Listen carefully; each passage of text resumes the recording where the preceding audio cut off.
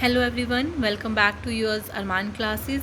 Student, हम लोग कर रहे थे JKSSB के सिलेबस को फॉर वेरियस पोस्ट। स्टूडेंट, जो आज का टॉपिक है वो है agriculture in economic development. Student, हम लोगों ने कंटिन्यू की थी हॉलीवुड सीरीज़ को, बट हम उसे भी कंटिन्यू ही रखेंगे। बट आज का जो टॉपिक है वो मैंने हॉलीवुड सीरीज़ से नहीं लिया है, इसे मैंने बहुत सारे डिफरेंट सोर्सेज से इकट्ठा किया है आपके एग्ज़ाम्स के लिए, ताकि जो भी मटेरियल मैं आपको प्रोवाइड करूं वो आपके एग्ज़ाम पॉइंट ऑफ व्यू से सफिशेंट हो, और ताकि आपको जो है इधर उधर जो है जाने की ज़रूरत ना पड़े। लेकिन अगर आपको कुछ ऐड करना चाहते हो तो आप इसमें कर सकते हैं, बट अकॉर्डिंग टू मी ये जो भी मैं आपको आज प्रोवाइड कर रही हूँ इस टॉपिक के अंदर वो बहुत ही ज़्यादा सफिशेंट है आपके एग्ज़ाम पॉइंट ऑफ व्यू से।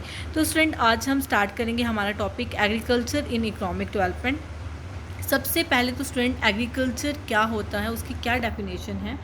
सिंपल जो हम कह सकते हैं, जो एग्रीकल्चर है वो practice of growing crops and raising animals. ये जो है ये सिंपल सी एक छोटी सी डेफिनेशन है एग्रीकल्चर की। एग्रीकल्चर होता क्या है? प्रैक्टिस है एक क्रॉप्स को ग्रो करने के लिए और एनिमल को रेजिंग करने के लिए।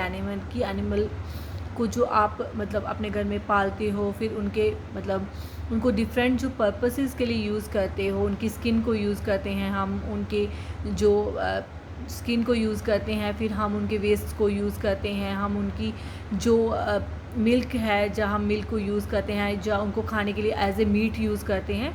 तो इन सबको जो है हम एग्रीकल्चर में ही इंक्लूड करते हैं। उसके बाद स्टूडेंट, जो एग्रीकल्चर है वो एक इम्पॉर्टेंट सेक्टर है हमारी इंडियन इकॉनमी का, क्योंकि ये एक मेजर रोल प्ले करता है overall development of our country. क्योंकि ये कंट्रीब्यूट करता है, because it contributed nearly 1/4 of, student यहाँ पे फोर्थ का स्पेलिंग जो है वो गलत है, 1/4 ऑफ GDP। हमारी GDP का 1/4 जो पार्ट है वो एग्रीकल्चर कंट्रीब्यूट करता है। उसके बाद जो 60% ऑफ जो 60% की जो हमारी पॉपुलेशन है स्टूडेंट, वो हमारी जो है एंगेज्ड है इस एग्रीकल्चर में। ओके, 60% ऑफ इंडियन पॉपुलेशन जो है वो एग्रीकल्चर में एंगेज है। उसके बाद नेक्स्ट हम टॉपिक करेंगे role of agriculture in India. India में एग्रीकल्चर का क्या रोल है? सबसे पहले कंट्रीब्यूशन टू नेशनल इनकम। ये नेशनल इनकम में जो है वो कंट्रीब्यूट करती है। ओके स्टूडेंट, आपने ये जो फ्रॉम वेरी बिगनिंग स्टार्टिंग से जो एग्रीकल्चर है वो कंट्रीब्यूट कर रहा है एक मेजर पोर्शन को हमारी नेशनल इनकम पे। इन 1951 में एग्रीकल्चर और एलिड एक्टिविटीज़ जो थी उन्होंने कंट्रीब्यूट किया था near about 59% of total national income. हमारी जितनी भी नेशनल इनकम थी उसका 59% जो है वो एग्रीकल्चर और एलिड एक्टिविटीज़ ने कंट्रीब्यूट किया था। और ये 59% बहुत ही बड़ा जो पोर्शन है स्टूडेंट, ये एक मेजर पोर्शन है। ओके, उसके बाद जो एग्रीकल्चर है स्टूडेंट वो सोर्स ऑफ लाइवलीहुड है।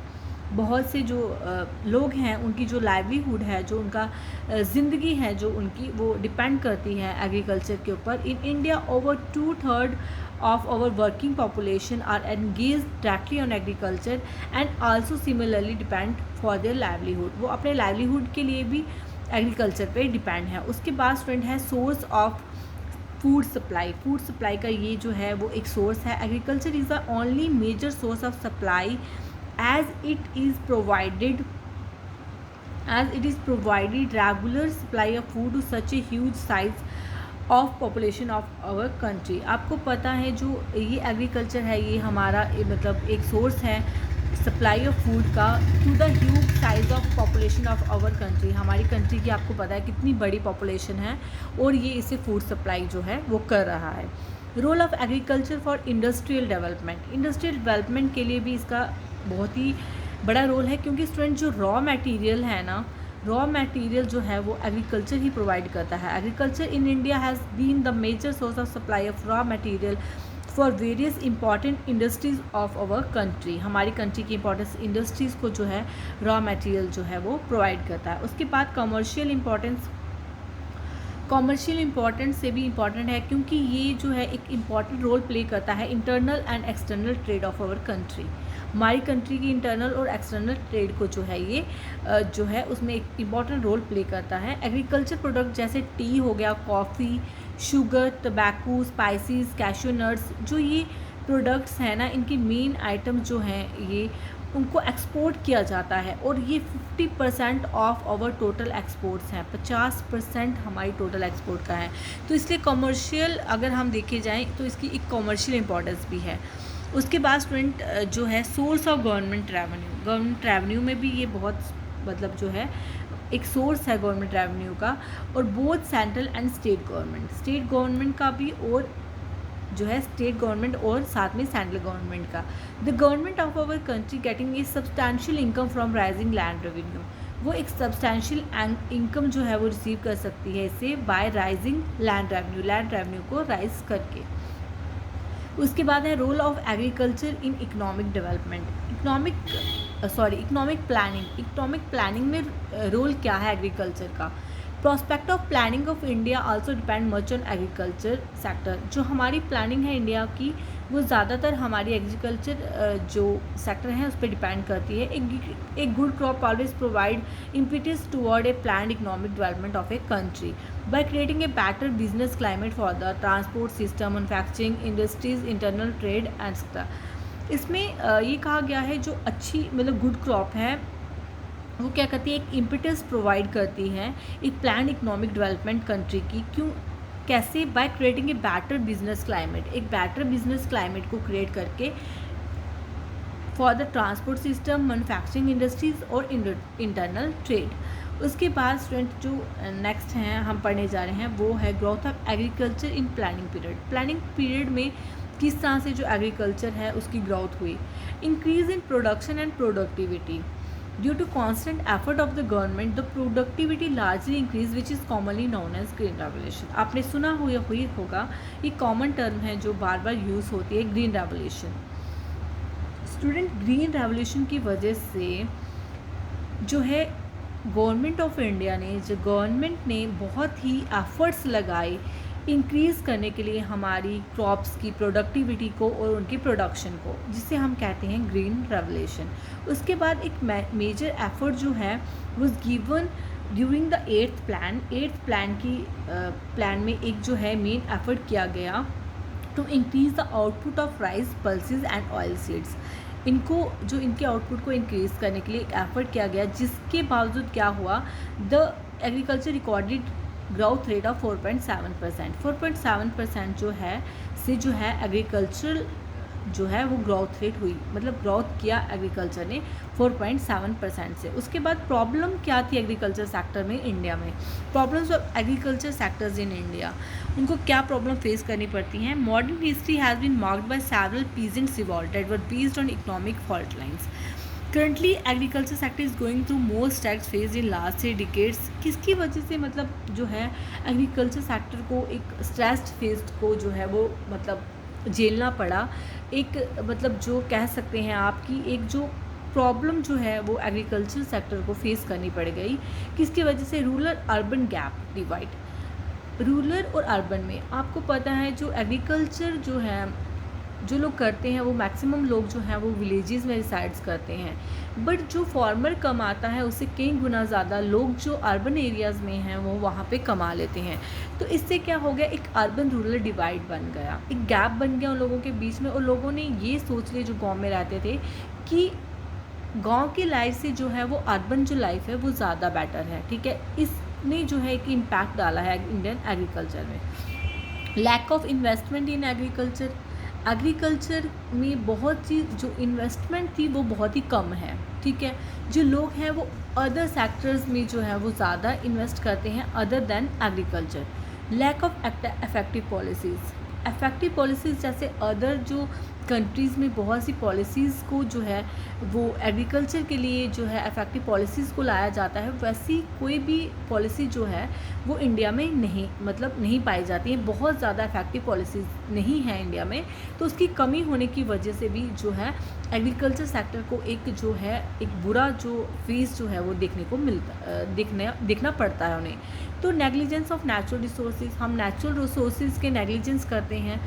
जैसे हाँ देखा जाए हम वाटर के लिए, वाटर कितनी जगह पे जो है वाटर की स्कैर्सिटी है, बहुत ही ज़्यादा कमी है, लेकिन फिर भी हम लोग जो हैं वो नहीं ध्यान देते हैं उन पे। हम एकदम से जो है उन्हें अंदाज करते हैं, जो कि बहुत ही ज़्यादा इम्पैक्ट डालता है हमारे एग्रीकल्चर सेक्टर पे। उसके बाद इम्पैक्ट ऑफ डिमोनेटाइजेशन। डिमोनेटाइजेशन के टाइम पे क्या हुआ स्टूडेंट, लोगों के पास पैसा ही नहीं था, और जब एक फार्मर जो है जो बेचने जाएगा जब अपनी क्रॉप को मार्केट में, तो उसे जो है वो कैश चाहिए होता है। जो भी ये चेन बनी होती है, जब वो मार्केट में जाता है, मार्केट से जो क्रॉप बेचता है वो पैसे लेता है, उसके बाद जो है वो ट्रांसपोर्ट की मदद से डिफरेंट इंडस्ट्रीज़ वगैरह में जाती हैं। जब कोई रॉ मटेरियल वो इंडस्ट्रीज़ वगैरह में जाएगा तो वो ट्रांसपोर्ट की हेल्प से जाएगा, तो ट्रांसपोर्ट को भी जो है कैश पैसा चाहिए होता है। तो ये जो डिमोनेटाइजेशन होगी, इससे क्या हो गया कि स्टूडेंट जो एक चेन जो बना हुआ था एग्रीकल्चर जो सेक्टर में, एक चेन जो बना हुआ था वो ब्रेक हो गया, क्योंकि लोगों के पास तो पैसा नहीं था। उसकी वजह से क्या हो गया कि बहुत सी जो क्रॉप्स थी वो तो ऐसे ही ख़राब हो गई, ठीक है, वो ख़राब हो गई, जिसकी वजह से जो इंडस्ट्रीज़ थी उनको रॉ मटेरियल नहीं मिल पाया, क्योंकि रॉ मटेरियल तो ख़राब हो गया, पैसा तो नहीं था, तो किस तरह से जो ये चेन चल पाती, तो वो नहीं चल पाई। तो डिमोनेटाइजेशन का एक बहुत बड़ा जो बुरा इम्पैक्ट जो है एग्रीकल्चर सेक्टर पे जो पड़ा। उसके बाद एक्सेसिव इंटरवेंशन ऑफ प्राइजेज़ के ऊपर एक्सेसिव इंटरवेंशन जो थी गवर्नमेंट की, उसकी वजह से भी जो है एग्रीकल्चर सेक्टर पे बुरा प्रभाव पड़ा। उसके बाद इरिगेशन फैसिलिटीज़ आपको पता है कि जो इंडियन एग्रीकल्चर है वो ऑलमोस्ट डिपेंड है मानसून के ऊपर, और जब मानसून नहीं आता है, जब फेलियर ऑफ मानसून है, तो उस टाइम पे जो है हमें इरिगेशन फैसिलिटीज़ की बहुत ज़्यादा ज़रूरत पड़ती है। तो इरिगेशन फैसिलिटीज़ ना होने की वजह से भी क्रॉप फेलर्स जो है होते हैं, उसकी वजह से भी क्रॉप फेलर हमें देखने को मिलता है। इसलिए जो ये भी एक इम्पैक्ट डालता है हमारी एग्रीकल्चर सेक्टर पे। स्लगिश फर्टिलाइजर्स इंडस्ट्रीज़, और फर्टिलाइजर्स इंडस्ट्रीज़ जो हैं उनका भी बहुत ही ज़्यादा इंपॉर्टेंट रोल था, क्योंकि फर्टिलाइजर्स इंडस्ट्रीज़ ने जो है वो मैन्युफैक्चरिंग करना, प्रोड्यूस करना उनको बंद कर देते हैं, बिकॉज जो रॉ मटेरियल की जो कमी होती है, जो उनको नहीं मिल पाता, जो चीज़ें उन्हें चाहिए होती हैं वो नहीं मिल पाती। उसकी वजह से बहुत से जो फर्टिलाइजर्स इंडस्ट्री थी उन्होंने लॉक ही लगा दिए थे अपनी फैक्ट्रीज़ को, तो उसकी वजह से भी जो है बहुत ही ज़्यादा इम्पैक्ट पड़ा। मानसून का बहुत बड़ा इम्पैक्ट है, कभी मानसून ना आए, फेलियर हो जाए, उसकी वजह से भी हमारे इंडियन क्रॉप पे बहुत बुरा इफेक्ट जो है वो पड़ता है। In efficiency of farmer producer organisation, और जो फार्मर प्रोड्यूसर ऑर्गेनाइजेशन हैं उनकी भी बहुत बड़ी नाकामयाबी है, क्योंकि वो भी जो है इतना अच्छा रोल जो है वो हमारी इंडियन एग्रीकल्चर सेक्टर पे इतना अच्छा रोल जो है वो प्ले नहीं कर पाए। उसके बाद स्टूडेंट नेक्स्ट है लैंड रिफॉर्म। स्टूडेंट आपने देखा होगा अंडर ब्रिटिश जब राज था इंडिया में, जब ब्रिटिश था इंडिया में, तब farmer didn't have the ownership of the land. उनके पास ऑनरशिप नहीं होती थी लैंड की, वो कल्टिवेटेड करते थे लैंड्स को। The landlords of the land lied with the zamindar and jagirdar. Zamindar और जागीरदार की जो लैंड्स थी वो उनको कल्टिवेट करते थे। इस तरह की जो इशू थे ना वो बहुत ही ज़्यादा जो है वो गवर्नमेंट को देखने के लिए मिले। उसके बाद ये एक ऐसा मतलब एज ए चैलेंज जो है वो बन के इंडिपेंडेंट इंडिया के सामने खड़े हो गए, क्योंकि इस तरह के बहुत सी चीज़ें थी जो इंडिया में चल रही थी। जैसे मैंने आपको ऊपर बताया कि फार्मर्स के पास जो था ऑनरशिप लैंड नहीं था, कई जगह पे तो जो था वो रेंट पे जो ज़मीनें दी जाती थी और उनसे बहुत ही ज़्यादा जो है हैवी रेट पे जो है वो लिया जाता था, उनसे रेंट लिया जाता था। इस तरह की बहुत सी समस्याएं जो थी वो गवर्नमेंट के सामने एज ए चैलेंज बन के खड़ी हो गई। उसके बाद पोस्ट इंडिपेंडेंस में क्या हुआ स्टूडेंट, एक कमेटी जो है under the chairmanship of JC कुमारप्पन, एक कमेटी जो है वो अपॉइंट की गई थी JC कुमारप्पन की, under the chairmanship of JC कुमारप्पन के अंडर जो है एक कमेटी को इस्टेब्लिश किया गया था। स्टूडेंट इसको इसलिए इस्टेब्लिश किया गया था to look into the problem of lands की जो भी प्रॉब्लम है ना उनको देखने के लिए। उसके बाद आप ये नाम याद रख लेना JC कुमारप्पन, और कभी हो सकता है कि आपको एग्ज़ाम में डायरेक्ट क्वेश्चन ही यहाँ से पूछ लिया जाए कि वो जो कमेटी थी, जो पोस्ट इंडिपेंडेंस एरा में एक कमेटी जो इस्टेब्लिश हुई थी to look into the problem of land, first committee जो है पोस्ट इंडिपेंडेंस की अकॉर्डिंग टू एग्रीकल्चर प्रॉब्लम्स के रिलेट में जो ये फर्स्ट कमेटी जो बिठाई गई थी वो थी अंडर द JC कुमारप्पन के अंडर। ओके, कुमारप्पन कमेटी ने रिकमेंड किया था कम्प्रिहेंसिव एग्रेरियन रिफॉर्म मेजर्स को। बहुत से जो लैंड रिफॉर्म्स थे इंडिपेंडेंट इंडिया में जो है वो करवाए गए। उसके 4 कंपोनेंट्स ये थे कि 4 कंपोनेंट्स, जो उसके मेन 4 कंपोनेंट्स थे वो थे एबोलिशन ऑफ इंटरमीडिएरीज, ये फर्स्ट था, tenancy reform, fixing ceiling on land holding और कंसोलिडेशन ऑफ लैंड होल्डिंग। ये 4 कंपोनेंट्स के ऊपर जो है land reform of Indian independent India जो है वो डिपेंड था। ओके, तो फर्स्ट क्या किया गया था? First important legislation was the abolition of zamindari system. पहला इंपॉर्टेंट लेजिस्लेशन ये किया गया कि ज़मींदारी सिस्टम को एबॉलिश किया गया, जिसकी वजह से क्या हुआ, जो बहुत सी लेयर्स थी इंटरमीडिएरीज की, वो जो है वो इंटरमीडिएरीज की जो लेयर्स थी वो रिमूव हो गई, और who stood between the cultivator and the state, जो कल्टीवेटर्स और स्टेट के बीच में जो एक खड़ी थी, जो लेयर बन के वो जो है वो हट गई। इस एक्ट ने क्या किया था कि उन्होंने जो सुपीरियर राइट था ज़मींदार का वो ले लिया, और इससे क्या हुआ, जो भी लैंड के ऊपर उनका राइट था उनको छीन लिया गया और वीकनिंग कर दिया गया उनकी इकोनॉमिक और पॉलिटिकल पावर को। उसके बाद स्टूडेंट एबोलिशन जो इंटरमीडिएरीज का made almost 2 crore tenants the owner of the land they cultivated. जो ये एबोलिशन हुआ इंटरमीडिएरीज का, उसने 2 करोड़ जो टीनेट्स थे ना उनको ऑनरशिप दे दी लैंड की, जिनके ऊपर वो कल्टीवेट करते, वो लैंड जो कल्टीवेट कर रहे थे काफ़ी सालों से, और बट वो लैंड उनकी नहीं थी, तो उन लैंड्स के ऊपर जो है उनको ऑनरशिप दे दी गई। उसके बाद टीनेंसी रिफॉर्म में क्या हुआ, the rent paid by the tenants during the pre independence period was exorbitant between 35% to 75% of gross produce throughout India. जो रेंट वो पेड कर रहे थे tenant during pre independence period, वो बिटवीन कितना था, 35 to 75% ऑफ ग्रॉस प्रोडक्ट्स, जो पूरी प्रोड्यूस होती थी, जो भी क्रॉप की प्रोड्यूस, उसका 35 से लेके 75% तक जो था वो उसका एक किस्म का रेंट था। तो स्टूडेंट ये बहुत ही ज़्यादा बड़ा था, बहुत ही ज़्यादा जो है क्या कहते हैं, ये बहुत ही ज़्यादा आप कह सकते हैं इसको, बहुत ही ज़्यादा 35% बहुत होता है, अप टू 75%, कई जगह पे तो 75% तक लोग लेते थे। तो student tenancy reform introduced to regulate rent, provide security of tenure and confer ownership to the tenants. Tenancy reform ने इंट्रोड्यूस क्या किया, उन्होंने रेगुलेट किए रेंट को देखा कि कहाँ कितना रेंट होना चाहिए, प्रोवाइड सिक्योरिटी ऑफ टेन्योर की सिक्योरिटी को जो है प्रोवाइड किया। उसके बाद कन्फर किया ऑनरशिप किसको, टीनेंट को। The reform attempted either to outlaw tenancy or together.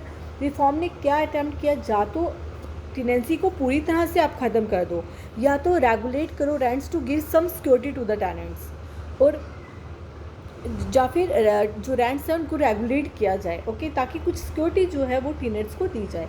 Ceiling on land holding, ये जो है ये थर्ड जो इसका कंपोनेंट है लैंड रिफॉर्म्स का। The ceiling on land holding refer to legally stipulating the maximum size beyond which no individual farmer और farm household could hold any land. यहाँ पे क्या था, एक मैक्सिमम साइज़ जो था लैंड का, उसको एक मैक्सिमम साइज़ जो है लैंड का उसको स्टिपुलेट किया गया उसके बाद, ताकि उस लिमिट के बाहर जो है किसी भी इंडिविजुअल फार्मर का या फिर किसी भी फार्म हाउस होल्ड का जो होल्ड नहीं होगा किसी भी लैंड के ऊपर, मतलब जो भी उसके पास लैंड है ना, वो उसका एक मैक्सिमम साइज़ जो है वो तय कर दिया गया है, ठीक है। इन 1942 में कुमारप्पन कमेटी ने क्या किया, रिकमेंड किया मैक्सिमम साइज़ ऑफ लैंड के मैक्सिमम साइज़ को किया कि एक लैंड प्लॉट के पास कितनी लैंड होनी चाहिए, ठीक है, उसका जो मैक्सिमम साइज़ जो है वो तय किया गया था, ठीक है। इसमें सीलिंग ऑन लैंड होल्डिंग्स में ये हुआ कि मैक्सिमम साइज़ जो है वो लैंड का वो तय किया गया, वो डिसाइड किया गया। उसके बाद स्टूडेंट था कंसोलिडेशन ऑफ लैंड होल्डिंग। क्या था कि प्री इंडिपेंडेंस एरा में क्या था, जो भी लैंड थी ना, वो सब डिवीज़न, उसकी बहुत सारी सब डिवीज़न थी और वो एक फ्रैगमेंटेड पार्ट में थी, जैसे अब छोटे पार्ट्स में थी। और अब क्या करना था, कंसोलिडेशन का मतलब है टू रीऑर्गेनाइजेशन और to redistribute of fragmented lands into one plot. जो बहुत से छोटे पीस थे ना, उनको एक ही प्लॉट में जो है वो कन्वर्ट किया गया to prevent the endless sub division and fragmentation of land holding की जो सब डिवीज़न थी और या फिर उनकी फ्रेगमेंटेशन थी, उनको रिमूव करने के लिए। उसके बाद बूदन एंड ग्रामदन मूवमेंट, ये बहुत इंपॉर्टेंट मूवमेंट्स है स्टूडेंट, आप इसको याद रखना। बूदन एंड ग्रामदन मूवमेंट, ये दो मूवमेंट नहीं है एक्चुअल में, ये एक ही है, बट यही बूदन आगे जाके ग्रामदन बन गया। बूदन जो मूवमेंट है वो विनोबा भावे ने शुरू की थी, स्टार्ट किया था, और उन्होंने प्रॉब्लम देखी थी कि लैंडर्स हरिजन्स जो थे वो पंचोमपली तेलंगाना में उन्होंने देखा कि वो किस तरह की प्रॉब्लम फेस कर रहे हैं। उसके बाद उन्होंने क्या किया, उन्होंने इस मूवमेंट के इस मूवमेंट के अंडर उन्होंने क्या किया, उन्होंने अर्ग किया सबको कि लैंडलेस क्लासेस की वॉलंटरी सरेंडर कर दीजिए आप कुछ पार्ट अपनी लैंड का to the landless, giving it to the name Bhoodan movement, ताकि आप जो अपना वॉलंटरी सरेंडर कीजिए अपने लैंड का कुछ पार्ट उन लोगों को जिनके पास कोई भी लैंड नहीं है, जिनके पास कोई ज़मीन नहीं थी।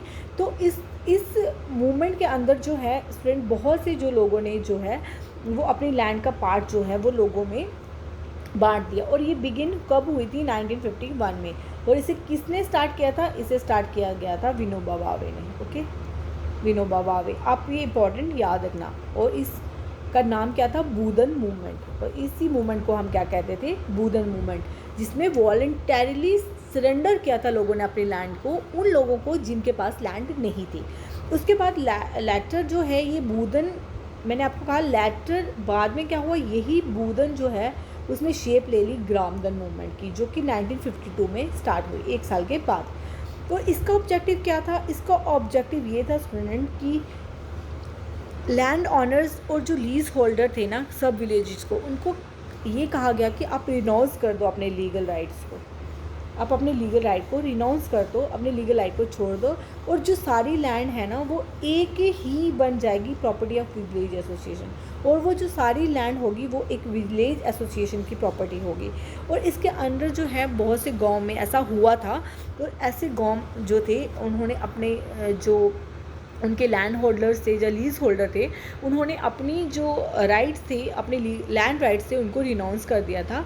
और उनका जो लैंड था वो फिर बाद में विलेज एसोसिएशन का एक जो है वो क्या कह सकते हैं प्रॉपर्टी बन गई थी। ओके, और उसमें नेक्स्ट है green revolution. Green revolution it refers to the major increase in agricultural productivity due to the introduction of high yield variety of seed.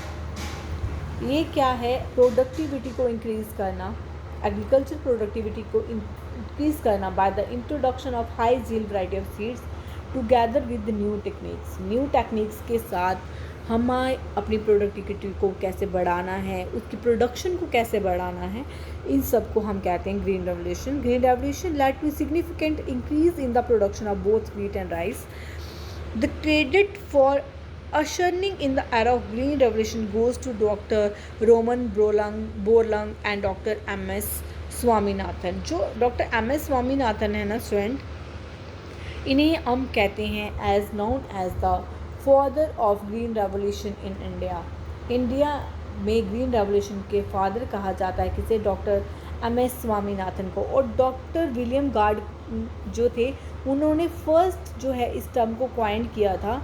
First इस टर्म को क्वाइन किसने किया था, किया था डॉक्टर विलियम गार्ड ने, डॉक्टर विलियम गार्ड ने। और father of green revolution in India कहा जाता है डॉक्टर M.S. स्वामीनाथन को। Okay, the new agriculture strategy of green revolution was based on package programme. ये एक पैकेज प्रोग्राम पे बेस है, इस पे बेस है ये पैकेज प्रोग्राम पे। ओके, प्रोडक्शन जो है वीट की वो इंक्रीज हुई 10.4 मिलियन 1965 में थी, बाद में 1705 मिलियन टन थी 1998 टू 99 में इसकी जो है प्रोडक्शन इंक्रीज़ हुई। और राइस की जो प्रोडक्शन 30.6 से 86 मिलियन टन जो है इंक्रीज़ हुई 1998 से 1999 के बीच। उसके बाद student green revolution initiated the process of modernisation of Indian agriculture.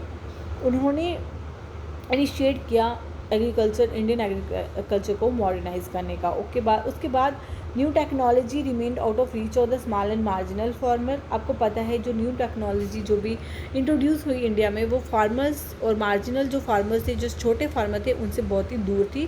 और उसके बाद डॉक्टर M.S. स्वामीनाथन जो है उन्होंने एडवोकेट किसको किया, एवरग्रीन रेवोल्यूशन को। पहले उन्होंने ग्रीन रेवोल्यूशन को, जिन्हें हम फादर ऑफ ग्रीन रेवोल्यूशन कहते हैं, उसके बाद उन्होंने एडवोकेट किया ग्रीन रेवोल्यूशन को based on biotechnology for the growth of agriculture sector, agriculture की सेक्टर के लिए। और स्टूडेंट ये जो नेक्स्ट मैं आपको पढ़ाने लगी ना, ये आपके एग्जाम पॉइंट ऑफ व्यू से इंपॉर्टेंट है, तो आप इसको अच्छे से देख लेना। ग्रीन रेवोल्यूशन किसके लिए है? ग्रीन रेवोल्यूशन है agriculture and development. Yellow revolution increasing oil seed production. White revolution milk production and dairy development. Blue revolution for fishing production. Pink revolution for prawn production. Brown revolution for increased production of spices and its export. Red revolution for meat and tomato production. Golden revolution for fruit production. Grey revolution for increasing fertilizer and silver production for the production of egg. ठीक है, ये आप जो है ये इनको student जो है आप याद कर लेना।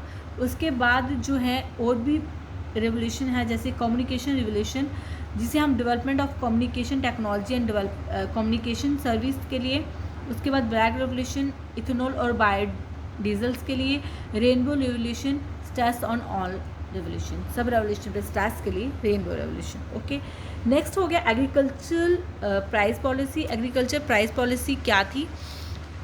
कमीशन जो है एग्रीकल्चर कॉस्ट और प्राइस के ऊपर वो एक जो एक्सपर्ट एडवाइस जो प्रोवाइड करता है गवर्नमेंट को, किसके ऊपर? प्राइस पॉलिसी के ऊपर। Okay, government formulated price policy for agriculture produce. Government formulate करती है प्राइस पॉलिसी को एग्रीकल्चर प्रोड्यूस के ऊपर to secure remunerative prices for farmers to increase them to invest more in agriculture production, ताकि वो farmer को एनकरेज कर सकें, ताकि वो ज़्यादा से ज़्यादा इन्वेस्ट करें एग्रीकल्चर प्रोडक्शन में। Keeping in mind the government announced MSP minimum float price for major agriculture products every year. इसके लिए जो गवर्नमेंट है वो अनाउंस करती है हर साल MSP को मेजर एग्रीकल्चर प्रोडक्ट्स के ऊपर। MSP होता क्या है स्टूडेंट? जो MSP हैं वो गवर्नमेंट ऑफ इंडिया सेट करती है। Okay, government of India set करती है किसके लिए? To purchase directly from farmer. MSP क्या है? वो एग्रीकल्चर प्रोडक्ट प्राइस है जो गवर्नमेंट ऑफ इंडिया सेट करती है to purchase directly from the farmer. जो फार्मर से डायरेक्टली परचेज करती है गवर्नमेंट ऑफ इंडिया, जो फार्मर से डायरेक्टली परचेज किया जाएगा ना जो भी प्रोडक्ट, उसको जो है वो MSP पे जो है वो परचेज किया जाएगा। वो प्राइस जिसे सेंट्रल गवर्नमेंट ने जो है वो इस्टेब्लिश किया है परचेज करने के लिए एग्रीकल्चर प्रोडक्ट को directly from the farmer. This is not enforceable by law, ये इन्फोर्सिबल नहीं है लॉ के अकॉर्डिंग।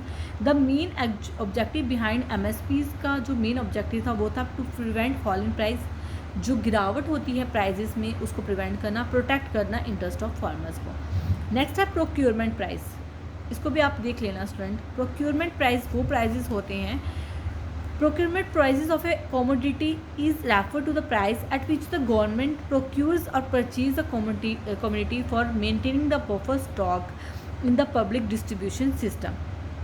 प्रोक्योरमेंट प्राइस जो है किसी भी कमोडिटी का वो प्राइस होता है जिस पे गवर्नमेंट जो है वो परचेज करती है कमोडिटी को, maintaining the buffer stock in public distribution system as compare to the actual market price.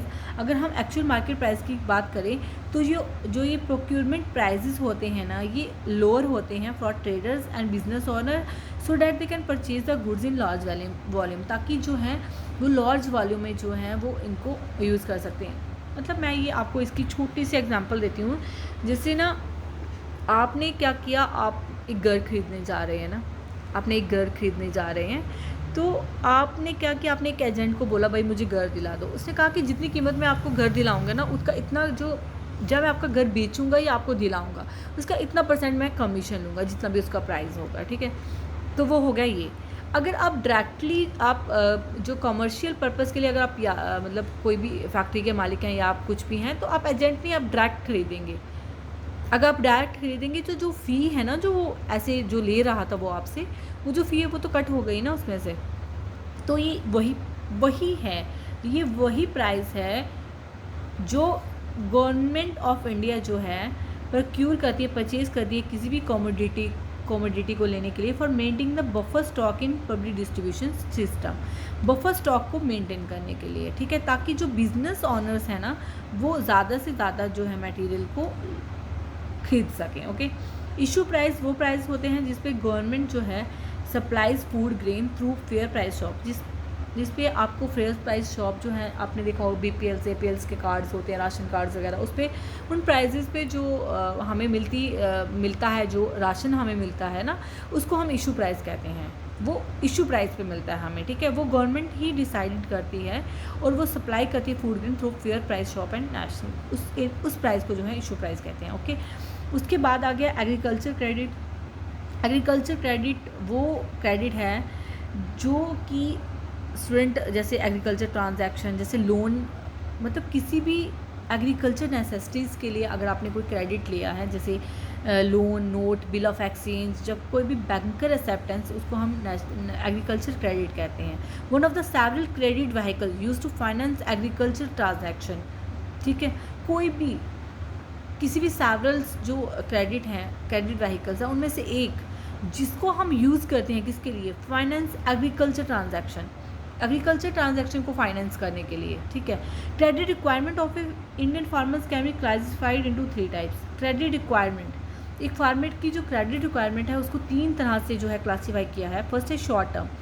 Short term होता है जो आपको हम लोन प्रोवाइड करते हैं या कुछ भी प्रोवाइड करते हैं, एग्रीकल्चर क्रेडिट जो हम आपको देते हैं वो जो होता है वो लेस देन होता है 15 मंथ के लिए, अगर आपको 15 महीने से कम ज़रूरत है, देन शॉर्ट टर्म, उसको हम करेंगे शॉर्ट टर्म क्रेडिट। उसके बाद मीडियम टर्म वो होता है जो 15 महीने से 5 साल के बीच में हो। लॉन्ग टर्म होता है जो 5 साल से ज़्यादा हो, okay. 2 principal sources for obtaining credit by the farmer which non institutional source और इंस्टीट्यूशनल सोर्स। 2 प्रिंसिपल सोर्स हैं जहाँ से हम क्रेडिट जो है फार्मर जो है वो लेते हैं। एक तो है हो गया नॉन इंस्टीट्यूशनल सोर्स और एक हो गया इंस्टीट्यूशनल सोर्स। इंस्टीट्यूशनल सोर्स वो होते हैं जैसे कमर्शियल बैंक हो गए, कोऑपरेटिव्स बैंक हो गए, रीजनल रूरल बैंक हो गए, जहाँ से हम क्रेडिट ले लेते हैं, जो फार्मर्स है वो क्रेडिट लेते हैं अपनी एग्रीकल्चर नेसेसिटीज़ को पूरा करने के लिए। और नॉन इंस्टीट्यूशनल सोर्स वो हो गए जैसे मनी लैंडर्स, लैंडलॉर्ड्स। आपने देखा होगा बहुत से जो गांव होते हैं ना, वहाँ पे लोग क्या करते हैं, कुछ लैंडलॉर्ड्स होते हैं, लैंड जो ऑनर्स होते हैं, वहाँ से कुछ जो है वो क्रेडिट ले लेते हैं वहाँ से, ताकि आप हमें दे दो तो हम जब फसल उग जाएगी या कुछ हो जाएगा तो हम आपको वापस कर देंगे वो, और कुछ इंटरेस्ट पे जो है वो पैसा जो है वो लेते हैं, ठीक है। और नाबार्ड जो है वो एक एपेक्स रिफाइनेंसिंग इंस्टीट्यूशन है, जो मतलब इन जो इंस्टीट्यूशनल सोर्सेज जो हैं उनके लिए जो है रिफाइनेंसिंग इंस्टीट्यूशन है नाबार्ड, ओके। नेक्स्ट है किसान क्रेडिट कार्ड स्कीम जो है वो उसको इंट्रोड्यूस किया गया था 1998 से 1999 के बीच में। टोटल क्रेडिट फ्लो जो है एग्रीकल्चरल का 9th प्लान में 1997 से जो 2002 के बीच में 5 ईयर जो प्लान हुआ था, 9th जो प्लान था ना, उसके अंदर जो क्रेडिट फ्लो जो क्रेडिट एग्रीकल्चर सेक्टर में गया था वो था 2 करोड़ 2,29,956 करोड़ का, ओके। और 10th प्लान में जो 2002 से 2007 के बीच में था, उसमें टोटल जो क्रेडिट था वो 7,36,570 करोड़ रुपए का था, ठीक है। ओके स्टूडेंट, ये था आज का आपका लेक्चर। अगर आपको हमारी वीडियो ये वाली आपको मेरा लेक्चर पसंद आया तो प्लीज़ इसे लाइक करना और ज़्यादा से ज़्यादा अपने फ्रेंड्स में शेयर भी करना। और स्टूडेंट, हमारे चैनल को सब्सक्राइब करना मत भूलना और साथ में बेल आइकन को प्रेस कर देना ताकि आपको हमारी अगली आने वाली सभी जो वीडियोस की नोटिफिकेशन मिलती रहें। Okay student, thank you so much.